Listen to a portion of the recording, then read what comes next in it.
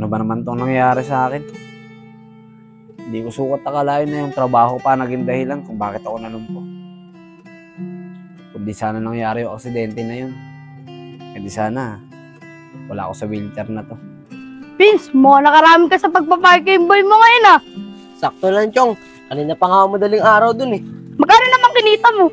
Naka 300 daw, Chong. Ito, binili kong bigas, sardinas, para may pangkain kami ni tatay. Eh, ikaw, Chong, magkano kinita mo ngayon? Wala nga eh, may nakapwesto kasi sa pinapwestohan ko eh. Ah, ganun ba, Chong? Gusto mo, sumama ka na lang sa akin. Doon tayo sa pwesto ko. Dalawa tayo dun. Talaga Vince? Sige Vince, bukas doon na lang tayo sa pwesto mo. O paano Vince, dito na ako. Naggutom na kasi ako eh. Sige, Chong, dito na rin ako. Magluto pa kasi ang pagkain namin ni tatay. Sige Vince.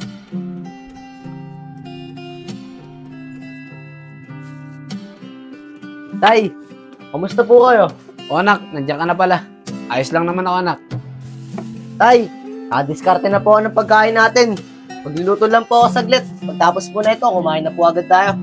Sige anak, maraming salamat ha. Nahiya nga ako sa'yo eh. Kasi imbis na ako yung nagtatrabaho, ikaw pa yung dumidiskarte para makakain tayo. Naku tay, huwag niyo na po isipin yun. Ang importante po, nakakaraos po tayo araw-araw. Siya nga po pala tay, maaga po ako aalis bukas. Kasama ko po si Enchong. Didiskarte po kami ng pera. O sige anak, basta lagi kang mag-iingat ha. Opo tay, maraming salamat po.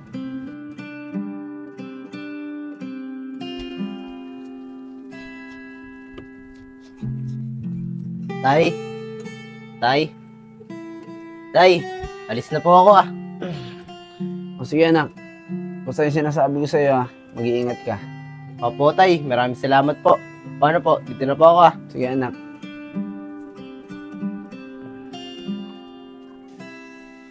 Chong, kanina ka pa ba nag-aantay dyan? Oo, kanina pa. Ano, tara na. Tara Chong, baka muna pa tayo sa pwesto natin. Oo nga Vince eh.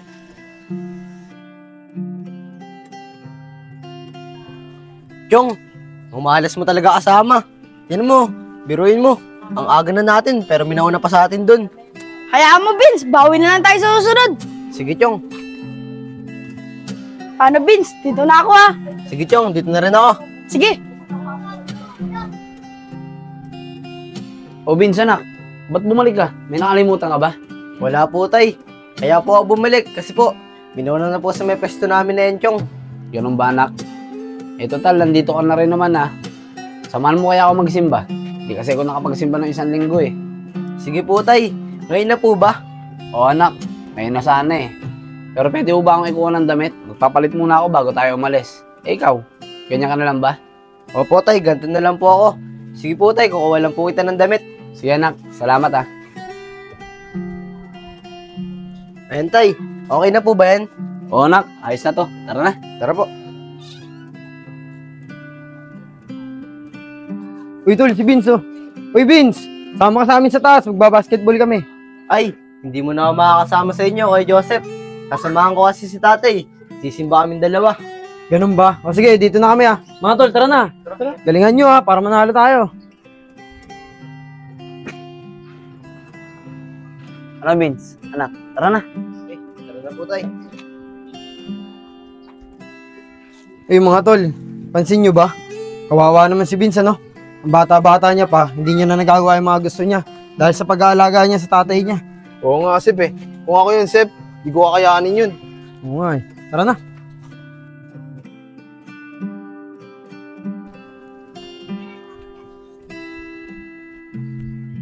Tay, lalabas po muna ako ah. Diyan lang po ako sa may tapat. Tawagin niyo na lang po ako pag may utos kayo. O sige anak, tatawagin na lang kita pag may kailangan ako. Sige po tay. Uy, tol, si Vince, oh. Uy, Vince, parang ang lungkot mo. Pwede ka ba namin makausap? Tungkol saan po ba yan, Kuya Joseph? Pag tungkol po sa paglalaro yan, hindi po ako makakasama. Baka po bigla akong utusin ni tatay. Wala po siyang mautusan. Hindi, Vince. Gusto ko lang sana namin tanungin kung paano mo nakakayanan yung sitwasyon mo ngayon. Yung obligasyon na dapat na ginagawa sa'yo ng tatay mo na pag-aalaga, pero ikaw ang gumagawa nun sa kanya. Ang init naman. Makapagpabili nga muna ng yelo kay Vince.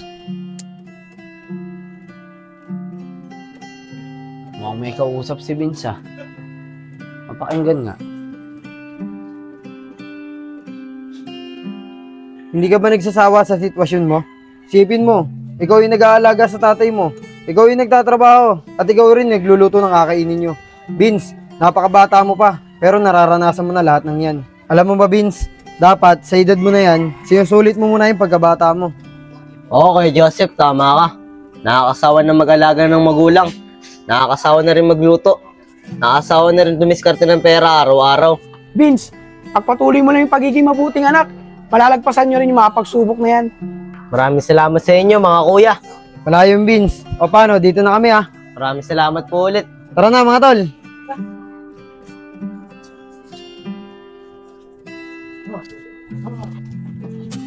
Oh, ba't ngayon ka na pumasok? Kanina ka pa sa labas ah. Alam mo namang maraming gawain dito sa bahay kung ano-ano pa yung inuuna mo. Tay, pasensya na po. Napasta na po kasi ang kwentuhan namin nila Kuya Joseph eh. Kwentuhan?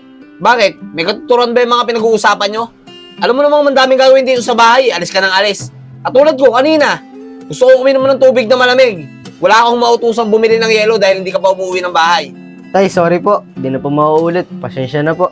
Pasensya. Sige na, kumilos ka na. Gawin mo na yung mga dapat mong gawin dyan. Sige po, Tay.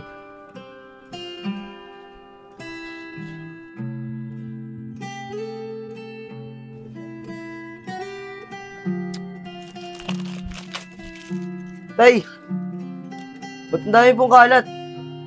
Tatanong ka ba? Nakita mo na nga eh. Dilinisin mo na. Tanong ka pa ng tanong eh.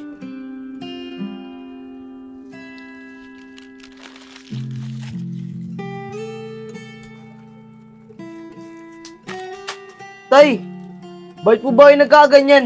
Ano po nangyari sa inyo? Nagtatanong ka ba? Dahil sa'yo kaya ako nagkakaganto. Bakit po, Tay? Ano pong nagawa ko? Nagmamangmangan ka pa? Di ba nagsasawa ka ng alagaan ako? Narinig ko kahapon yung mga pinag-uusapan nyo ng mga kaibigan mo. Ang mabuti pa, umalis ka na dito, pabayaan mo na ako. Total, nagsasawa ka ng alagaan ako, di ba? Ayan, malaya ka na. Tay, hindi po. Hindi po ako mag-asawa, alagaan po kayo. Paniwala po kayo sa akin, Tay. Umalis ka na dito. Tay, hindi po. Hindi po ito kayang iwan. Pag hindi ka umalis dito, kakalimutan ko na may anak akong katulad mo. Umalis ka na dito. Alis! Alis!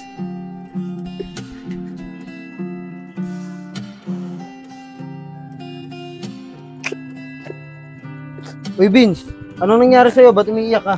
Si tatay po kasi, narinig niya daw po yung pinag-uusapan natin na tinatamad daw po ako mag-alaga sa kanya. Kaya yun po, pinalayas niya po ako. Ganun ba Vince? O sige, diyan ka lang. Ako nang bahala, kakausapin ko tatay mo. Sige po, Kuya Joseph. O sige, dito na ako ha.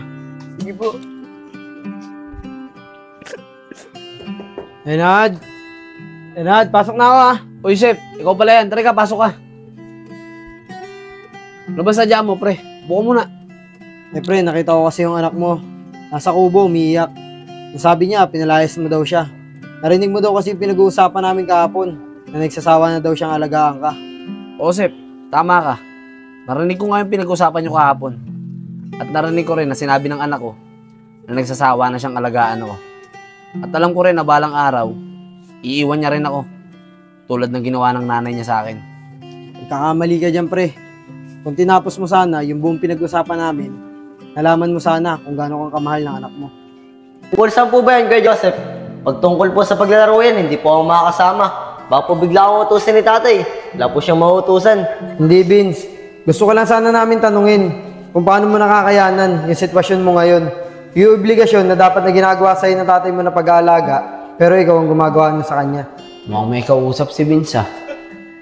Mapakinggan nga. Hindi ka ba nagsasawa sa sitwasyon mo? Sipin mo, ikaw yung nag-aalaga sa tatay mo. Ikaw yung nagtatrabaho. At ikaw rin nagluluto ng kakainin nyo. Vince, napakabata mo pa. Pero nararanasan mo na lahat ng yan. Alam mo ba Vince, dapat sa edad mo na yan, sinusulit mo muna yung pagkabata mo. Oo, Kuya Joseph, tama ka.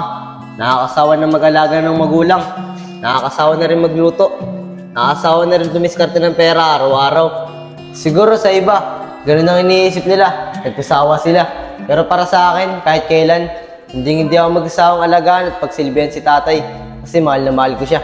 Napakabait mo naman anak Vince. Lahat gagawin mo para sa tatay mo. Oo nga, Vince. Saludo kami sa'yo dahil mapagmahal kang anak sa tatay mo. Oo nga, Vince. Bibihira yung ganyang anak at tinitiis niya lahat para sa magulang niya. Vince, Pagpatuloy mo lang yung pagiging mabuting anak, malalagpasan nyo rin yung mga pagsubok na yan. Maraming salamat sa inyo, mga kuya. Wala yung Vince. O paano, dito na kami Basta, alagaan mo mabuti yung tatay mo Maraming salamat po ulit. Tara na mga tol. Pre, ganun kang kamahal ng anak mo si Vince. Titiisin niya ang lahat para sa'yo. Pre, nagkamali ako ng inakala. Sabi lang ng lahat ng paghihirap sa akin ng anak ko. Ganun pa yung naisukli ko sa kanya. Napakasama akong kapag kay Vince, pre. Pre, hindi pa naman uli ang lahat Pwede ka pa naman humingi ng tawad sa anak mo At sigurado ako na mapapatawad ka niya kasi mahal ka ng anak mo. Pre, pwede mo ba ako samahan sa anak ko? Hihingi ako ng tawad sa kanya sa lahat ng nagawa ko. Sige pre, walang problema. Sasamahan kita sa anak mo. Salamat, pre.